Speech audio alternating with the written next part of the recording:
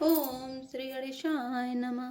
सखी निशिखा बनुदीन सिया रामा सुनते मधुर परिणाम हित रामा ते कचुकाने नकीन सिया रामा कुटिल प्रबोधि कुबिरी रामा दीन दयाल विरद संभारी रौनाथ मम्मी संकट भारी।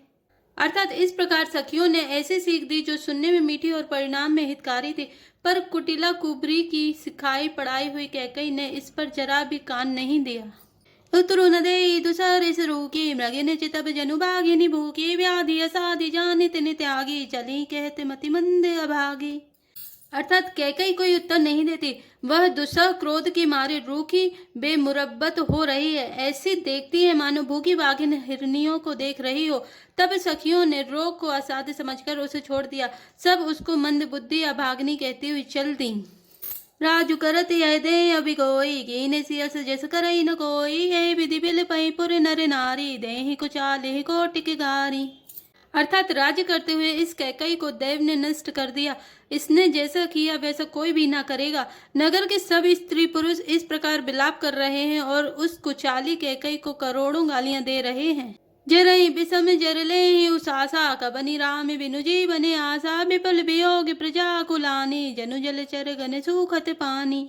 अर्थात लोग विषम ज्वर भयानक दुख की आग से जल रहे हैं। लंबी सांसें लेते हुए वे कहते हैं कि श्री रामचंद्र जी के बिना जीने की कौन आशा है। महान वियोग की आशंका से प्रजा ऐसी व्याकुल हो गई है मानो पानी सूखने के समय जलचर जीवों का समुदाय व्याकुल हो। अति विषाद बस लोग लुगाए गए मातु पहि राम गुसाए मुख प्रसन्न चित चौगुन चाऊ मिटा सोचु जनि राखे राऊ। अर्थात सभी पुरुष और स्त्रियां अत्यंत विषाद के बस हो रहे हैं। स्वामी श्री रामचंद्र जी माता कौशल्या के पास गए, उनका मुख प्रसन्न है और चित्त में चौगुना चाव उत्साह है। यह सोच मिट गया है कि राजा कहीं रख ना ले। श्री राम जी को राज तिलक की बात सुनकर विषाद हुआ था कि सब भाइयों को छोड़कर बड़े भाई मुझको ही राज तिलक क्यों होता है। अब माता कैकई की आज्ञा और पिता की मौन सम्मति पाकर वह सोच मिट गया। नव गयंदु रघुबीर मनु रामा राजू अलान समान सिया रामा छूट जानी बनि गबनु सुनि रामा और अनंदु अधिकन सिया रामा दीन दयाल विरत संभारी रौनाथ मम संकट भारी। अर्थात श्री रामचंद्र जी का मन नए पकड़े हुए हाथी के समान और राज तिलक उस हाथी के बंधने की कांटेदार लोहे की बेड़ी के समान है, बन जाना है। यह सुनकर अपने को बंधन से छूटा जानकर उनके हृदय में आनंद बढ़ गया है। रघुकुल तिलक जोरी दो हाथा मुदित माधु पद नायऊ माता दीने असीस लायुर लीने भूषण वसन निछावरी कीने। अर्थात रघुकुल तिलक श्री रामचंद्र जी ने दोनों हाथ जोड़कर आनंद के साथ माता के चरणों में सिर नवाया। माता ने आशीर्वाद दिया, अपने हृदय से लगा लिया और उन पर गहने तथा कपड़े न्यौछावर किए।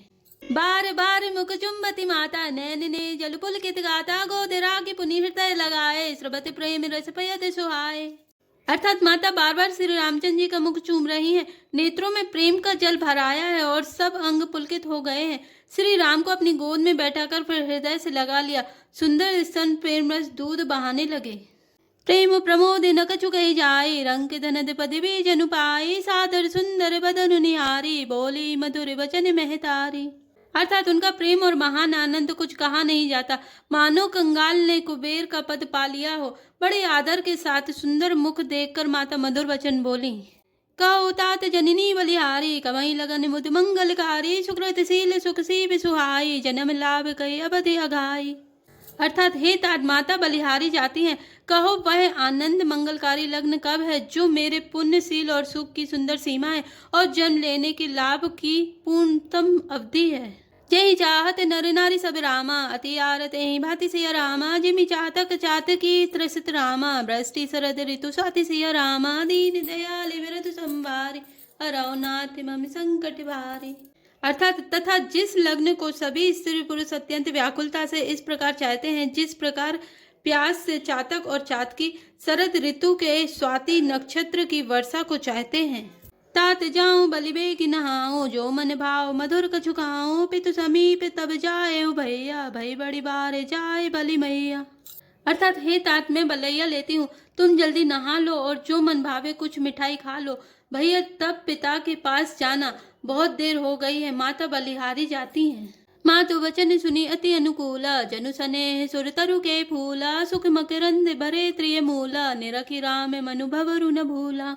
अर्थात माता के अत्यंत अनुकूल वचन सुनकर जो मानो स्नेह रूपी कल्प वृक्ष के फूल थे, जो सुख रूपी मकरंद पुष्प रस से भरे थे और श्री राजलक्ष्मी के मूल थे, ऐसे वचन रूपी फूलों को देखकर श्री रामचंद्र जी का मन रूपी भौरा उन पर नहीं भूला। धर्म दूरी ने धर्म गति जानी, कहो मातु सने अति मृदुबानी, पिता दीन मोहिकानन राजू, जय सबे भांति मोर बड़ काजू। अर्थात धर्म धुरीण श्री रामचंद्र जी ने धर्म की गति को जानकर माता से अत्यंत कोमल वाणी से कहा, हे माता, पिताजी ने मुझको वन का राज्य दिया है, जहाँ सब प्रकार से मेरा बड़ा काम बनने वाला है। आय सुदेहि मुदित मन माता, जहि मुद मंगल कानन जाता, जनि सनेह बस डर पसी भोरे, आनंद अम्ब अनुग्रह तोरे। अर्थात हे माता, तू प्रसन्न मन से मुझे आज्ञा दे, जिससे मेरी वन यात्रा में आनंद मंगल हो, मेरे स्नेह बस भूलकर भी डरना नहीं। हे माता, तेरी कृपा से आनंद ही होगा। परस चारि दस विपिन बसी रामा, करि पितु वचन प्रमाण सिया रामा, आय पाए पुनि देख हूँ रामा, मनुजनि करसि मलान सिया रामा, दीन दयाल बिरधु संभारी, हरौ नाथ मम संकट भारे। अर्थात 14 बरस वन में रहकर पिताजी के वचनों को प्रमाणित सत्य कर फिर लौटकर तेरे चरणों का दर्शन करूंगा। तू मन को म्लान दुखी ना कर। बचन विनीत मधुर रघुबर के, सर समय लगे मातु उर करके, सहमी सूखी सुनि शीतली बानी, जिमि जबास परे पावस पानी। अर्थात रघुकुल में श्रेष्ठ श्री राम के ये बहुत ही नम्र और मीठे वचन माया के हृदय में बाण के समान लगे और कसकने लगे। उस शीतल वाणी को सुनकर कौशल्या वैसे ही सहम कर सूख गई, जैसे बरसात का पानी पड़ने से जवासा सूख जाता है। कहीं न जाए कछु हृदय विषादो, मनहु मृगी सुनि केहरी नादो, नयन सजल तन थर थर कापी, माँ जय खाए मीन जनु मापी। अर्थात हृदय का विषाद कुछ कहा नहीं जाता, मानो सिंहनी की गर्जना सुनकर हिरनी विकल हो गई हो, नेत्रों में जल भर आया, शरीर थर थर कांपने लगा, मानो मछली मांझा पहली वर्षा का फेन खाकर बदहवास हो गई हो। धरि धीरज सुत बदनु निहारी, गद गद बचन कहती मैं तारी, ताते पितई तुम प्राण पियारे, देखी मुदित नित चरित तुम्हारे।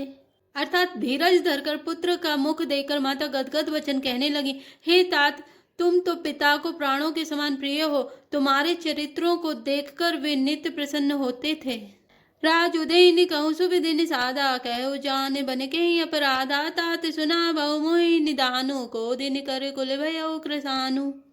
अर्थात राज्य देने के लिए उन्होंने ही शुभ दिन शोधवाया था, फिर अब किस अपराध से बन जाने को कहा। हे तात, मुझे इसका कारण सुनाओ। सूर्यवंश रूपी वन को जलाने के लिए अग्नि कौन हो गया? निरखी राम रुक सचिव सुत रामा, कारण कहो बुझाई सिया रामा, सुनि प्रसंग रही मुख जिमि रामा, दस बरनी नहीं जाय सिया रामा, दीन दयाल बिरधु संभारे, हरौ नाथ मम संकट भारे। अर्थात तब श्री रामचंद्र जी का रुख देखकर मंत्री के पुत्र ने सब कारण समझाकर कहा।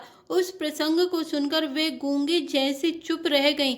उनकी दशा का वर्णन नहीं किया जा सकता। राखी न सकई न कही सक जाहो, दुई भांति और दारुन दाओ, लिखत सुधा कर गा लिखी राहो, विधि गति बामे सदा सब काहू।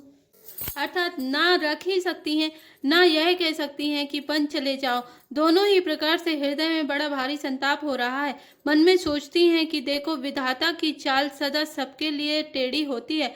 लिखने लगे चंद्रमा और लिख गया राहु। धर्म सने उभय मति घेरी, भय गति सापे छुचुंदरी केरी, राखऊं सुतई करऊं अनुरोधु, धर्म जाय अरुबंधु विरोधु। अर्थात धर्म और स्नेह दोनों ने कौशल्या जी की बुद्धि को घेर लिया। उनकी दशा सांप छुचुंदरी की सी हो गई।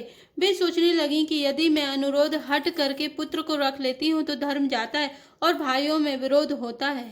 कहूँ जान बने तो बड़ी हानि, संकट सोचे विवश भई रानी, बहुरी समुझेती धर्म सयानी, राम भरत दो सुत समझानी। अर्थात और यदि वन जाने को कहती हूँ तो बड़ी हानि होती है। इस प्रकार के धर्म संकट में पड़कर रानी विशेष रूप से सोच के बस हो गई। फिर बुद्धिमती कौशल्या जी स्त्री धर्म पातिव्रत धर्म को समझकर और राम तथा भरत दोनों पुत्रों को समान जानकर सरल स्वभाव राम महतारी, बोली वचन धीर धरि भारी, ताते जाऊं बलि की नेहुनी का, पितु आय सुसम धर्म के टीका। अर्थात सरल स्वभाव वाली श्री रामचंद्र जी की माता बड़ी धीरज धरकर वचन बोली, हे तात, मैं बलिहारी जाती हूँ, तुमने अच्छा किया। पिता की आज्ञा का पालन करना ही सब धर्मों का शिरोमणि धर्म है। राजुदीन कही दीन बनु रामा, मोहिन सो दुखलेसु सिया रामा, तुम्हें बिनु भर तय भूपति रामा, प्रजय प्रचंड कलेसु सिया रामा, दीन दयाल विरद संभारे, हराओ नाथ मम संकट भारी। अर्थात राज्य देने को कहकर बंद दे दिया, उसका मुझे लेस मात्र भी दुख नहीं है। दुख तो इस बात का है कि तुम्हारे बिना भरत को, महाराज को और प्रजा को बड़ा भारी क्लेश होगा। जय श्री राम, जय जय हनुमान।